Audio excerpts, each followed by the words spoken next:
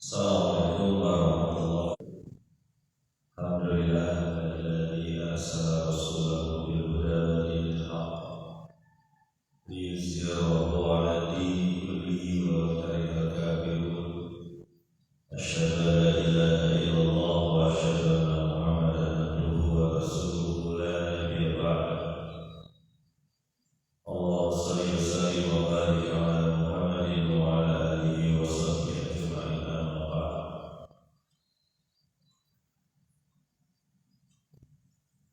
Ayyuhan nas ittaqullaha haqqa tuqatih wa la tamutunna illa wa antum muslimun.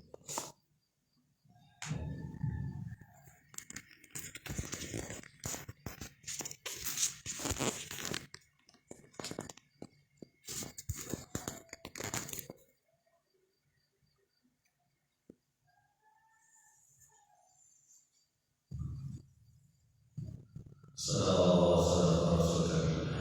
Alhamdulillah. Jemaah kaum taqwa astagfirullah. Mari kita lanjutkan lagi masih di surat Ghafir.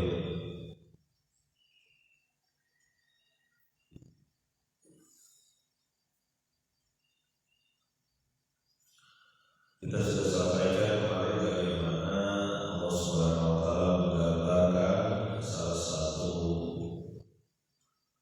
kaum yang mereka lebih kuat, kekuatan lebih hebat dibanding kekuatan Quraisy pada saat itu, yaitu kaumnya Fir'aun, Haman, dan Qarun. Mereka berkata bahwa Nabi yang diutus padanya, yaitu Musa alaihissalam, adalah Nabi yang adalah orang yang membawa sihir, yang berdusta. Tapi seperti perilaku para tiran, para penguasa diktator, para penguasa yang melakukan kerusakan di bumi, mereka ketika mendapatkan kebenaran dari Allah Subhanahu wa taala, mereka melakukan perbuatan kezaliman karena mendapatkan terkalahkan, yaitu perintah untuk membunuh anak laki-laki kaum Bani Israel dan membiarkan kaum perempuan. Tapi ayat yang Allah gambarkan belum sampai selesai ayat tersebut, Allah menggambarkan bahwa perbuatan mereka adalah perbuatan yang sia-sia percuma. Mari kita lanjutkan di ayat ke-26 surat Ghafir. Bismillahirrahmanirrahim. Wa qala fir'aunu dzaruni aqtul Musa wa yad'u rabbah inni akhafu an yubaddila dinakum aw ay yuzhira fil ardi fasad.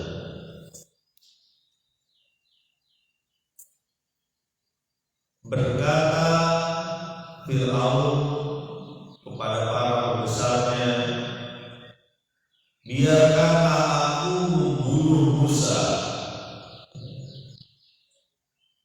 dan biarkanlah dia memohon kepada Tuhannya.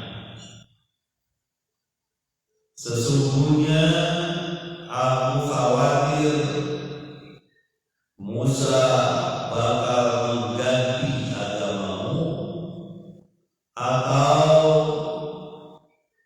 membuat kerusakan di bumi.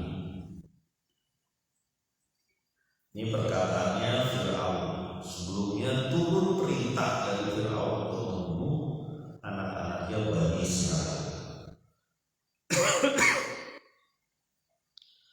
Firaun berkata di dalam satu rapat kabinet, rapat para menteri dewan tinggi Mesir pada saat itu, biarkanlah aku membunuh Musa. Kata-kata biarkan aku membunuh Musa ini berkemungkinan ada juga yang berbeda pendapat dengan Firaun. Mungkin saja ada beberapa besar yang menyatakan jangan dibunuh Musa, mungkin ya. Kalau Musa dibunuh, dia menjadi syahid, menjadi orang suci, bahkan mungkin banyak orang yang mau ikut agama dia. Apa sebabnya itu? Lihat, para penyihir yang mestinya membatalkan Musa malah mendukung Musa. Bisa saja ada salah satu petinggi kerajaan Mesir pada saat itu berbicara kepada Firaun. Makanya Firaun berkata, udah biarin aja saya mendukung Musa. Biarkan saya mendukung. Berarti pada saat itu mungkin saja ada orang-orang yang tidak sepaham dengan Firaun, karena bisa saja keluarga penyihir juga ikut, misalnya orang-orang Mesir yang menyaksikan pertandingan maha besar pada saat itu, mungkin ada sebagian yang memberikan keimanan. Jadi kalau membunuh Musa, mereka bakal tambah semangat. Idola kita misalnya orang yang bakal membimbing kita kepada Tuhan itu sudah dibunuh. Ayo kita berdoa, kira-kira begitu. Kan banyak kejadian-kejadian para pahlawan gugur malah menjadikan pahlawan-pahlawan baru yang lebih hebat. Bisa saja perkataan biarkan aku membunuh Musa untuk menepis hal-hal tersebut. Zaruni aqtul Musa. Berarti dalam rapat itu keputusan untuk membunuh Musa terjadi.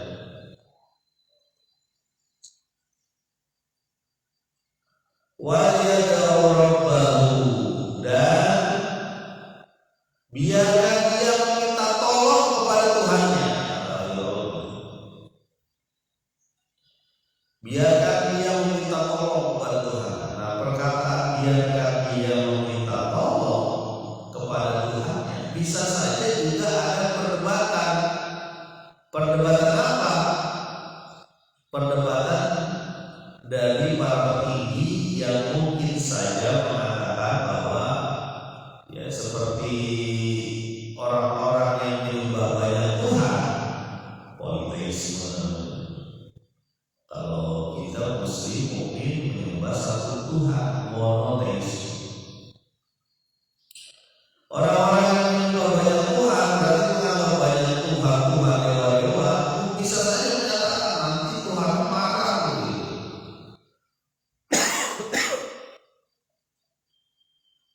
Kamu Firaun, Anda Firaun, dan kita mungkin bangsa Mesir ini bakal dihancurkan oleh Tuhan Musa.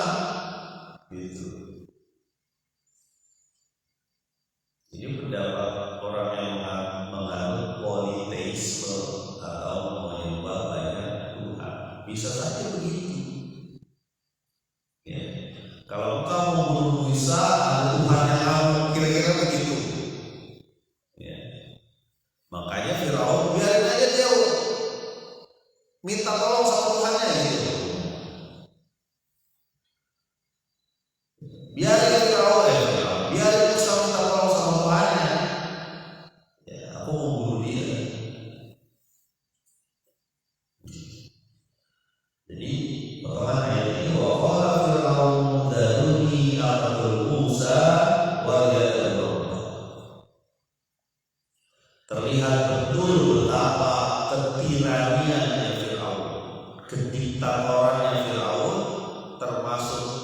suka semena-menanya Firaun.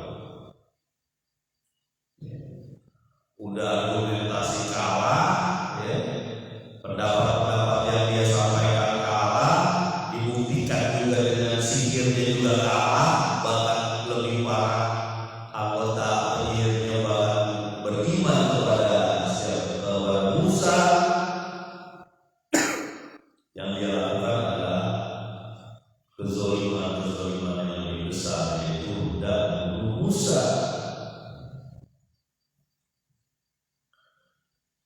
Potongan ayat selanjutnya di ayat 26 ini. Inni akhafu an yubaddila dinakum aw an yuzhira fil ardi fasad. Sesungguhnya aku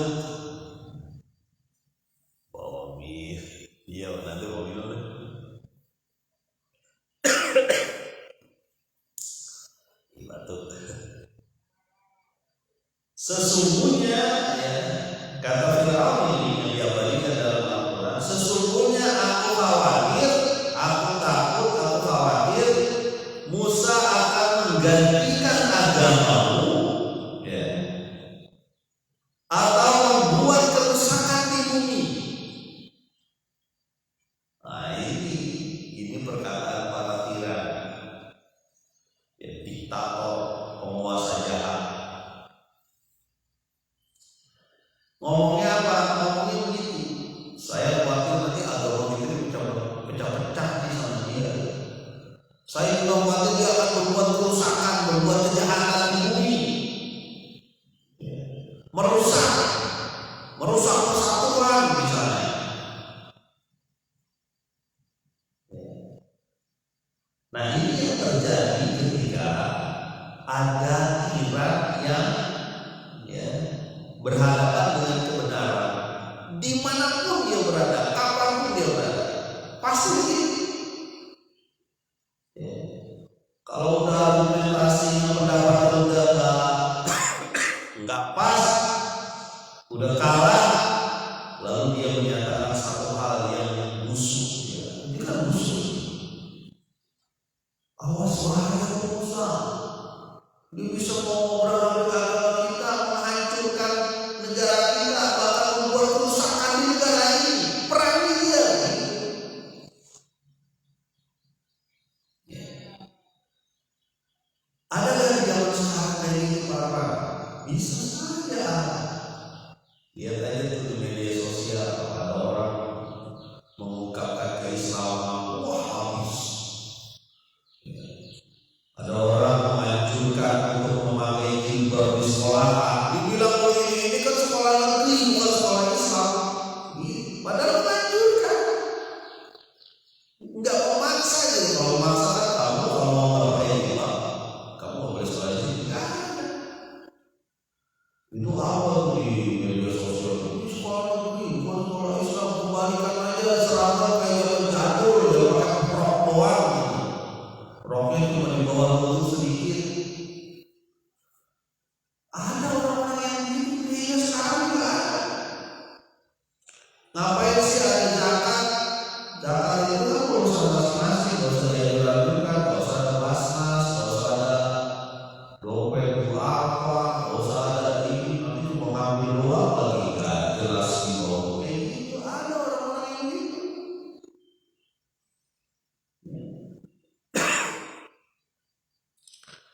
Jilbab itu pakaian Arab, bukan pakaian orang Indonesia. Orang Indonesia pakaiannya banyak, nggak usah pakai jilbab. Kan bisa pakai kebaya, pakai jilbab juga bisa.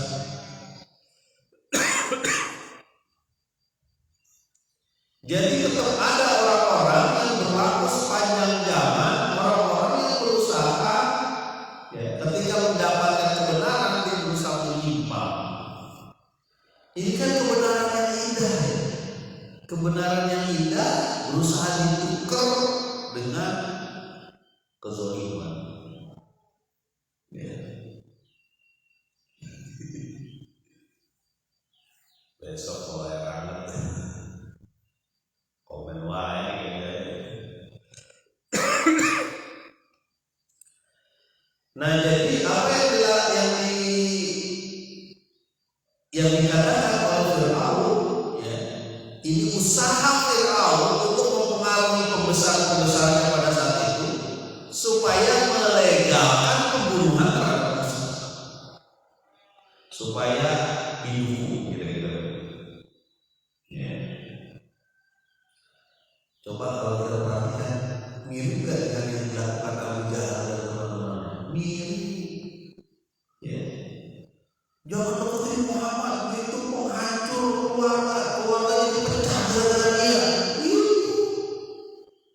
Ya, Muhammad datang di satu pertemuan haji, ya, datang ke salah satu. Setelah selesai Muhammad datang Abu Jahal, ya, ikutin dia. Dia ponakan saya paling tahu dia itu berdosa, penyihir macam-macam, dukun, kahin, majnun, gila. Jangan ikutin dia. Saya ini pamannya, saya paling tahu. Ya. Mirip kan? Apa yang dilakukan mereka itu? Menyiksa orang-orang yang mengikuti Muhammad.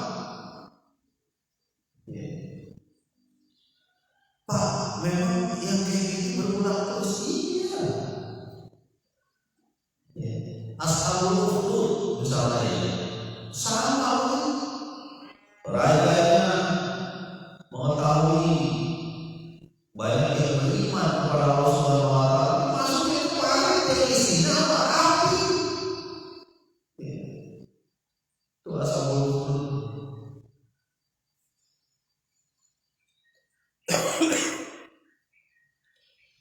Dan banyak kira-kira lain. Begitupun kaumnya Nabi Nuh misalnya. Kalau kamu gak menghentikan dakwahmu kepada Tuhan, kepada Allah, tidak menghentikan dakwahmu, maka aku rajam kamu. Aku lemparin kamu dengan batu sampai mati.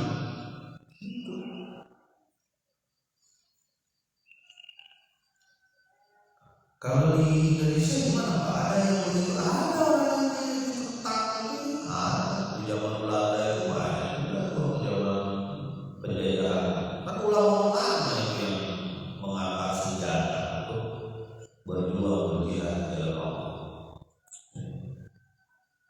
Ada Imam Nurul, ada Imam Bojol, ulama-ulama.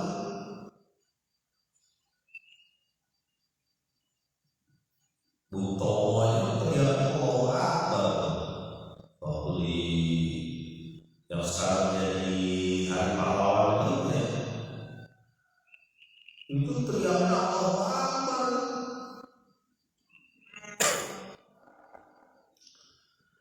Jemaah mutawaf Allah. Jadi ini adalah perkataan dari Firaun yang akan membunuh Musa dengan dua alasan tadi disebutin. Yang pertama, bisa Musa itu bakal menggantikan agamamu, ya, bakal merusak agamamu, dia pakai agama dia. Yang kedua, Musa itu bakal berbuat kerusakan di bumi. Itu tuduhan Firaun. Ya. Banyak tuh kejadian ini. Sama aja di mana-mana tuh sama, bukan cuma di Indonesia, di negeri-negeri lain juga ada. Ya. Ayat selanjutnya, ayat ke-27. Wa qala Musa inni uztu bi rabbi wa rabbikum min kulli mutakabbir la yu'minu bi yaumil hisab. Berkata Musa, sesungguhnya aku berlindung, ya, uztu berlindung, bi rabbi wa rabbikum, dengan Tuhanku dan Tuhanmu, ya, min kulli mutakabbir, dari orang-orang yang sombong, la yu'minu bi yaumil hisab, yang mereka tidak beriman terhadap hari perhitungan. Apa jawab Musa ketika sudah turun perintah pembunuhan terhadap dia? pasti yang namanya perintah kayak itu perintah besar, dan pasti orang-orang itu menanti-nanti apa yang dilakukan oleh penguasa terhadap Musa. Ramai di kota Kairo atau Mesir secara umum. Saya tidak tahu pusat kerajaannya Firaun di Kairo sekarang Kairo atau di mana.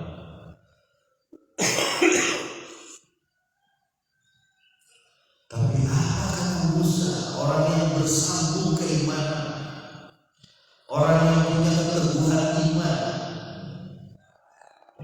Apa dia bilang? Cukuplah aku berlindung pada Tuhanku dan Tuhanmu ya Firaun.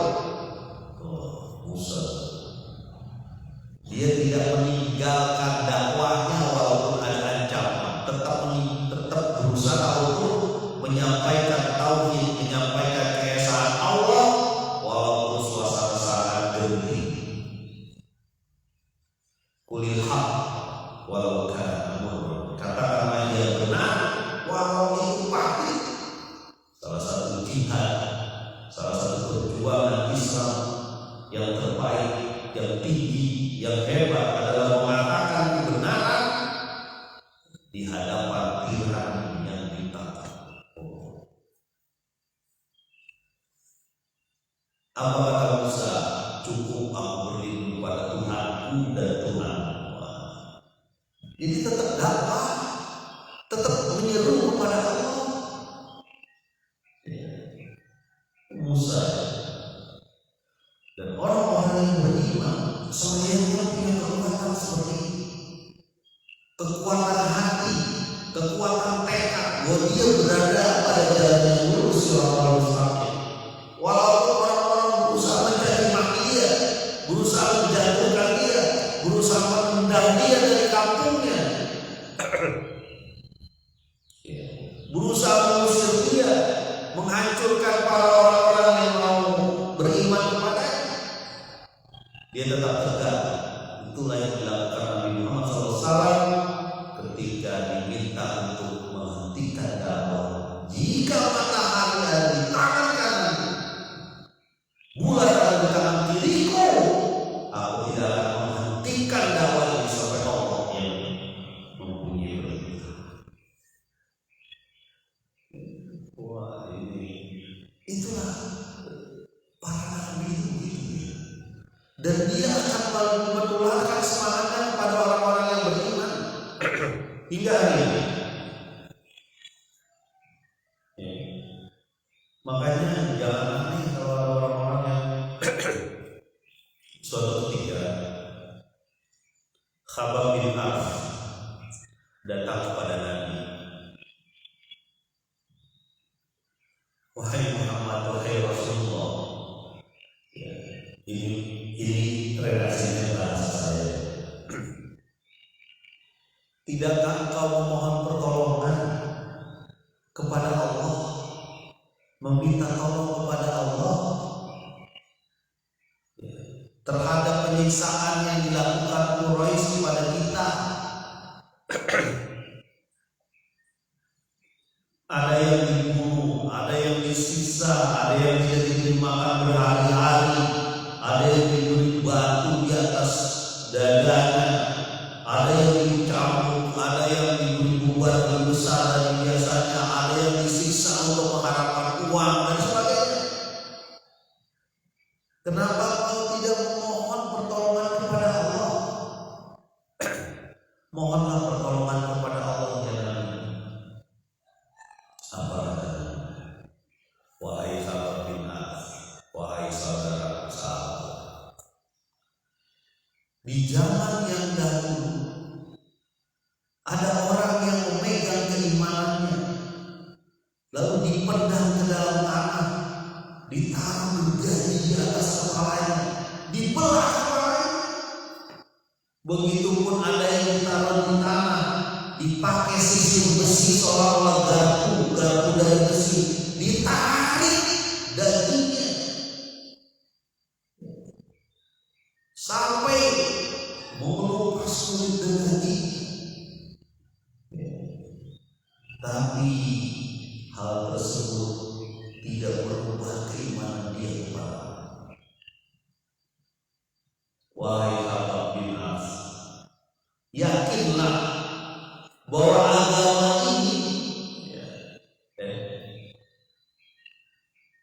engkau terlalu terburu-buru gitu bahasa Arab. Maksudnya sabarlah, jangan terburu-buru, potong kita doa saudara. Yakinlah wahai sahabat bahwa agama ini akan menyebar hingga orang yang pergi dari San'a ke Hadramaut tidak ada yang ditakutinya kecuali serigala yang menyambar hewan. Ini hadis Nabi. Penguatan kepada Khabbab bin As, cobaan itu bagian dari perjuangan dakwah. Dan dia meyakinkan Khabbab bin As bahwa agama ini, maksudnya cahaya Allah ini, wahyu ini akan sampai ke Yaman, untuk di sana, untuk timur. Dan ada orang yang berjalan dari San'a ke Hadramaut, bagian dari Yaman, kota-kota ini. Tidak ada yang dia takuti kecuali serigala yang menyambar. Itu begitu aman. Dan itu terjadi. Ustaz Nurhalis. Jadi nggak enak. Jadi dari sana ke Hadramaut, bakal ada orang yang berjalan dan nggak takut apapun, paling-paling serigala yang dia jaga. Artinya begitu aman dan agama ini sampai sana. Bahkan betul bukan sampai sana, sampai sini Merauke, sampai Merauke, dari Maroko sampai Merauke. Itu agama. Dan itu akan terjadi terus-terusan. Orang-orang yang menyeru kepada Allah akan dapat cobaan. Seperti cobaan Musa, tapi keyakinan Musa, dia tidak ingat bahwa ada Allah yang menolong. Innallaha ma'i, sesungguhnya Allah bersama. Seperti sahabat saya juga ya Nabi Muhammad SAW. La tahzan innallaha ma'ana, kata Nabi Muhammad SAW kepada Abu Bakar. Enggak usah takut Abu Bakar, sesungguhnya Allah bersama kita. Santai, slow, Wallace saja kalau kita sudah yakin bahwa Allah bersama kita, bahwa kita memperjuangkan din Allah ini, kita yakin bahwa wa man jahada fina lanahdiyannahum subulana. Barang siapa yang berjuang di jalan kami, syaratnya jalan kami, pasti kami akan berikan jalan. Ada jalan, kata Mahyar.